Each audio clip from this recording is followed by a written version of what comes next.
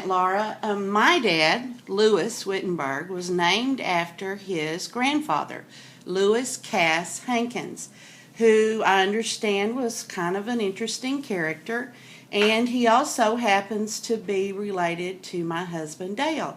Could you tell us a little bit about Louis Cass Hankins? Hopefully I can. He was about the right age to take part in the Civil War, and we understand, there's been nothing historical about this, but we understand that he fought for both the North and the South during the Civil War. And his first wife was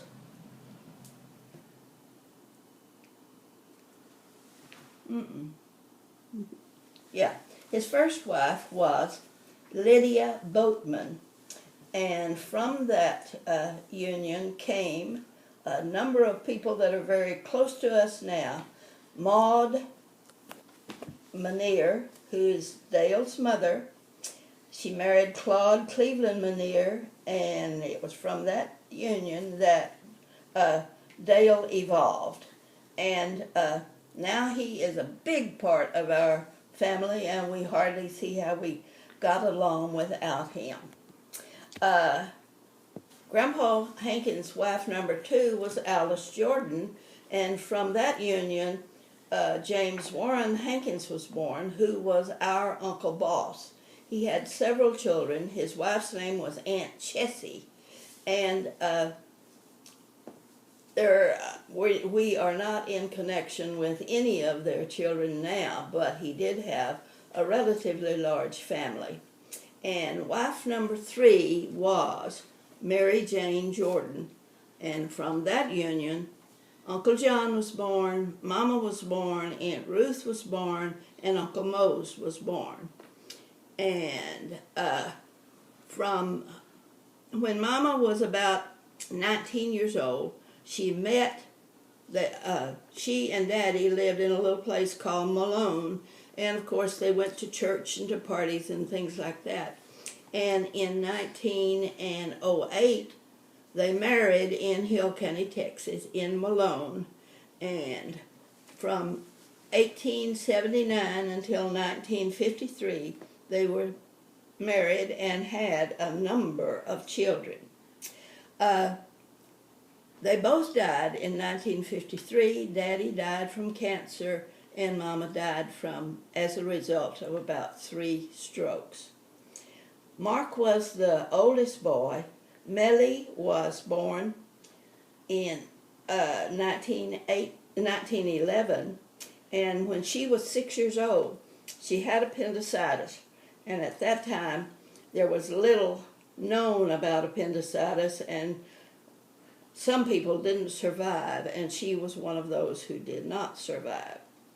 Then Wayne was born in 1913, Louis was born in 1915, Glenn was born in 1917, Horace was born in 1919, Bonnie was born in 1921, Althea was born in 1923, and then, surprisingly, they had the last blessing in 1927, and that was me. All right.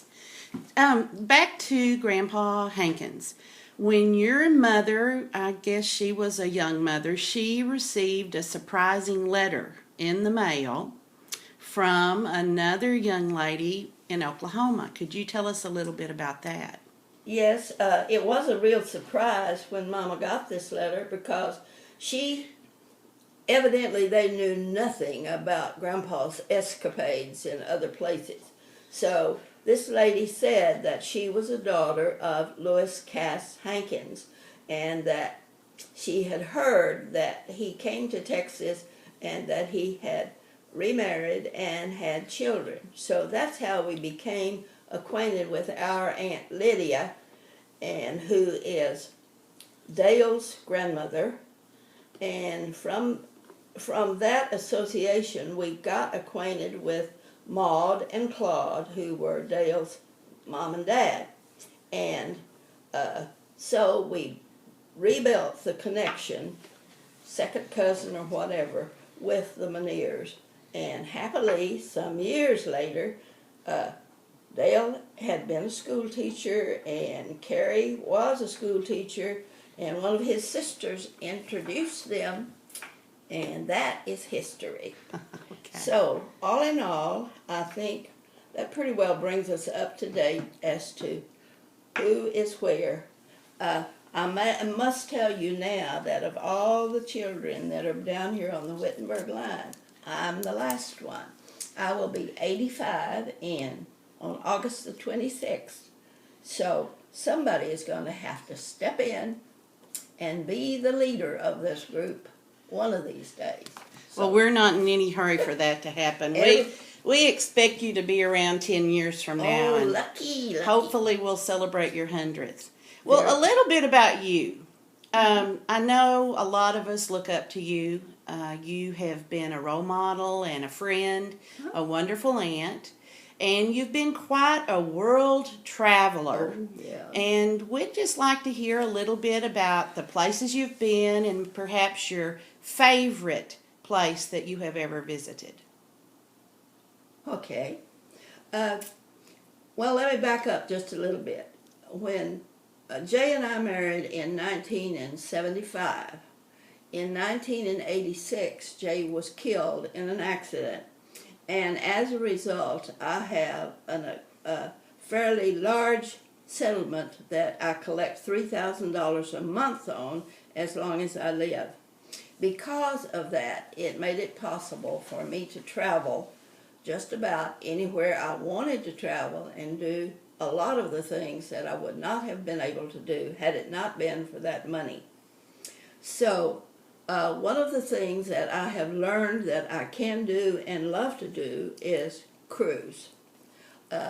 Once you get on the ship and unload your suitcase and hang all your clothes up, then you don't have to worry about moving or doing anything until you get ready to go back home, until the boat docks.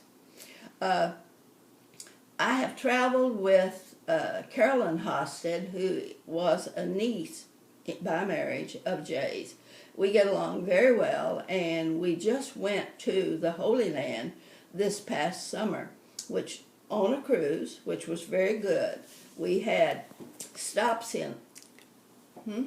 Oh, we had stops in all of the places like Jerusalem, Galilee, Nazareth, and the only place that I could not even see as a place where Jesus was Jerusalem, because it is a huge, huge city now, and you don't very well visualize tents and camels and palm trees around that. Yeah.